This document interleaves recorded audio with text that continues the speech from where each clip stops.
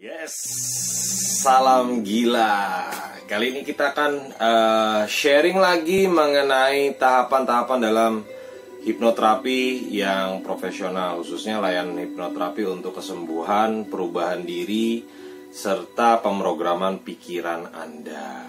Oke, apa aja? Yuk kita pelajarin yuk. Tonton videonya sampai habis. Yang pertama adalah seorang terapis atau hipnoterapis akan melakukan profiling kepada Anda. Profiling itu adalah mengenali karakter Anda, ya, seperti apa Anda, terus cara berpikirnya, pola komunikasi dan sebagainya. Dia akan melihat secara keseluruhan diri Anda seperti apa. Karena dengan profiling ini ibarat kata yang sering saya bilang adalah gembok dan kunci. Dia akan melihat seperti apa diri Anda dan nanti terapi apa yang akan cocok untuk diterapkan kepada diri Anda. Itu namanya profiling, ya. Tapi bukan melihat dari atas sampai bawah, atas bawah, bawah atas, melotot gitu, bukan, ya. Dengan kemampuan dan ilmu yang sudah dimiliki oleh seorang terapis. Nah, yang kedua adalah melakukan namanya wawancara awal. Ya, wawancara awal atau interview awal. Biasanya ngobrol-ngobrol dulu sambil profiling juga, ya. Dia akan melihat lebih kepada sebab musabab, terus masalahnya Anda, dan apa yang terjadi kepada diri Anda, apa yang dirasakan, gejalanya seperti apa pada tubuh Anda dan sebagainya. Nah, pada saat kondisi profiling, Anda harus menjadi pribadi yang terbuka, menjadi pribadi yang mempercayakan bahwa nanti terapisnya akan menyelesaikan, membantu untuk proses penyembuhan diri Anda secara program pikiran, batin, dan jiwanya Anda. Ya, nah pada saat interview, ya, pada saat ngobrol awal sebelum terjadinya proses hipnoterapi itu, Anda harus benar-benar terbuka, menceritakan semua mengenai masalah Anda, ya, difokuskan, ya, mengenai masalah Anda di situ. Ya, apa yang terjadi, apa yang Anda rasakan, apa yang terjadi pada tubuh Anda dan sebagainya. Nah, setelah profiling dan interview ini, seorang terapis akan memutuskan.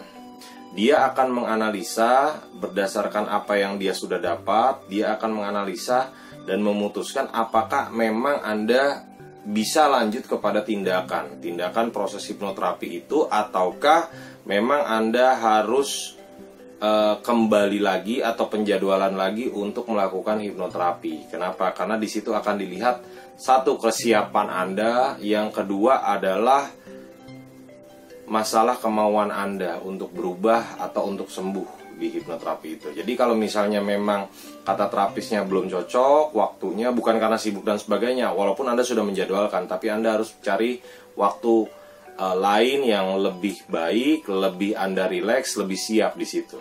Nah, selanjutnya adalah ketika profiling sudah, interview awal sudah, bahkan sambil profiling lagi, lakukan proses hipnoterapi. Nah, proses hipnoterapi ini adalah proses untuk relaksasi total, ya, diri Anda. Jadi rileks aja, jadi kayak santai, enak, nikmat banget. Mungkin bagi Anda yang belum pernah hipnoterapi itu kayak Anda itu sedang santai, sedang rebahan, sedang melepas beban semua. Waduh, pokoknya santai gitu, ya. Enak banget di situ.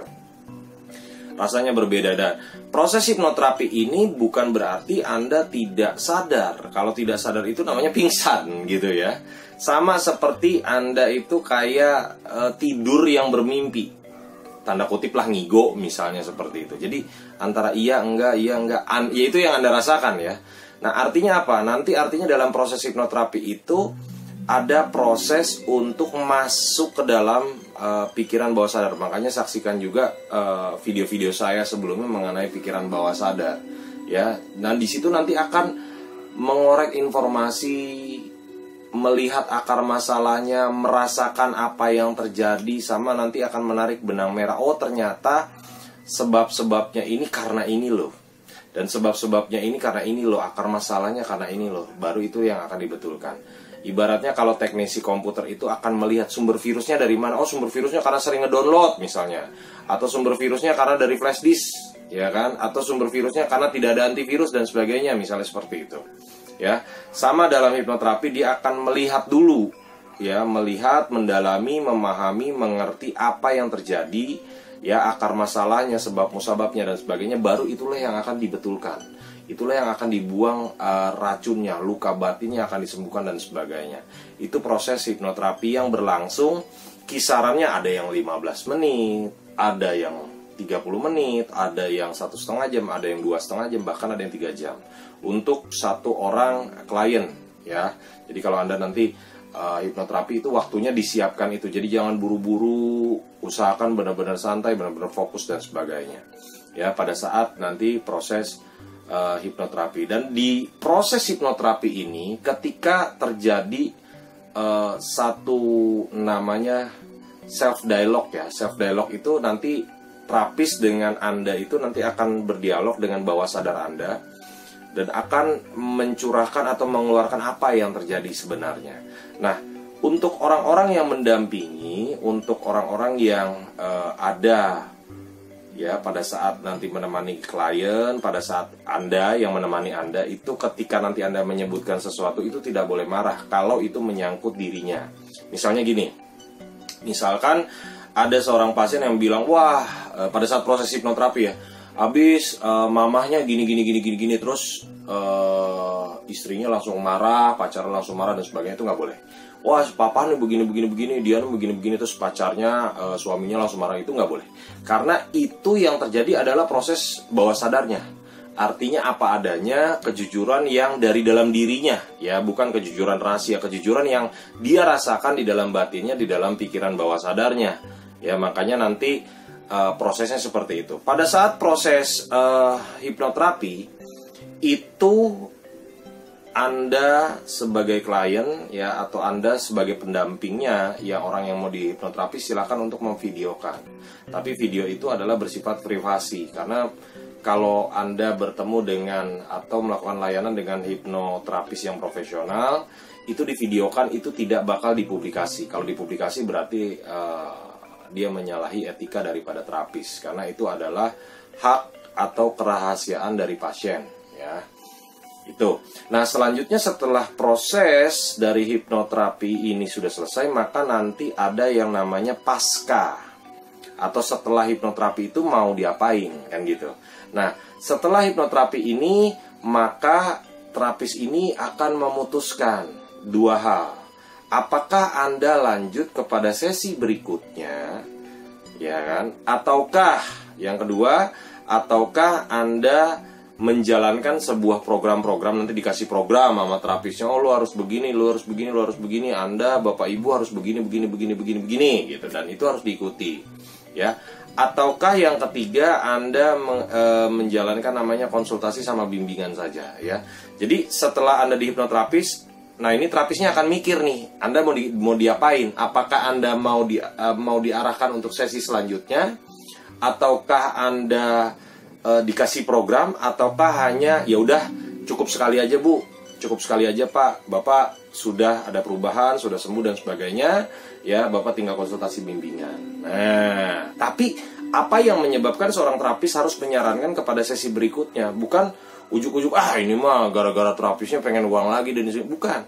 Tetapi itu dilihat dari pada saat proses hipnoterapi itu. Kalau masalah-masalahnya memang masalah-masalah berat, masalah dalam, misalnya mengenai trauma, kekerasan, pelecehan, atau kecelakaan, atau hal-hal yang membuat dia tertekan dan segala macam. Pokoknya masalahnya besar, itu harus dilanjutkan kepada sesi berikutnya. Kenapa? Karena pikiran bawah sadarnya atau pemrograman itu harus benar-benar deep namanya. Deep itu dalam, ya, benar-benar akarnya itu dicabut gitu, sehingga nanti tidak ada masalah-masalah di kemudian hari lagi gitu. Ya. Nah, itu pertimbangan seorang terapis untuk memutuskan apakah dia masuk kepada sesi selanjutnya atau tidak. Nah, yang kedua adalah program. Anda dinyatakan sudah berubah, sudah diprogram secara permanen, dan ada perubahan, ada proses kesembuhan gitu kan. Nah, Anda diberikan program atau anjuran lah, ketentuan, oh, kamu harus begini.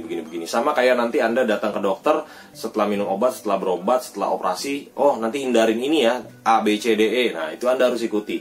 Ya, kenapa? Karena nanti kalau misalnya program itu atau anjuran atau ketentuan itu tidak ikuti, Anda nanti ada namanya trigger. Trigger itu adalah pancingan itu pemicu. Jadi nanti ketika Anda melanggar itu, wah nanti pemicu, nanti rusak lagi programnya. Padahal program itu sudah dikunci permanen. Ya, memang tidak aman, artinya kan sudah dikunci permanen dan sebagainya. Kita ini manusia, ya artinya sangat kompleks, bukan kayak mesin yang on off langsung. Terus diganti barang, udah langsung tokcer dan segala macam. Karena nanti ada namanya pemicu, trigger-trigger. Makanya Anda harus mengikuti anjuran, saran dan sebagainya. Ya.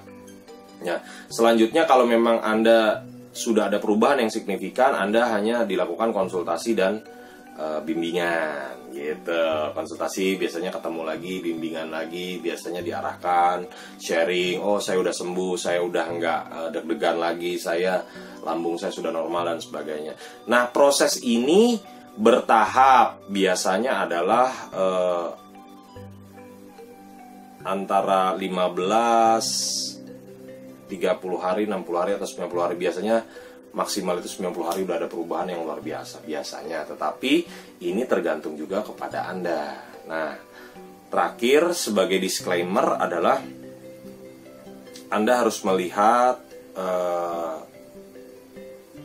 memverifikasi, meriset, melihat mengetahui juga identifikasi mengenai rekam jejak terapis ini, ya kan, bagaimana pengalamannya, bagaimana tekniknya, bagaimana keberhasilannya.